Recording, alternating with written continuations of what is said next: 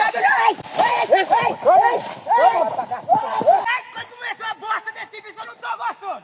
Olha lá. Seu Miguel falou que não vai pagar o serviço, não. Agora que tá feito, ele tá querendo fazer feito pra não pagar, moço. Ó, se ele chegar aqui ponhando defeito pra não querer pagar a gente, eu vou dar uma zipada nele. Ele tem que enfiar a mão no bolso e pagar o que tá pronto. Não, tem que pagar. Desse jeito que tá aí não funciona, não. Ô, seu Miguel, vamos? Mas, O homem, que é que tá acontecendo? ó, eu não tô gostando de desde quando vocês começaram a fazer esse serviço meu aí, tá? Então por que na hora que nós tava começando, por que você não falou que tava errado? Ora, Aí mas depois que nós terminou, você quer eu falar? não falei nada porque eu sou sistemático, não gosto de ficar reclamando, não gosto de estar falando nada. Vocês dizem que faz o serviço com qualidade, com qualificação.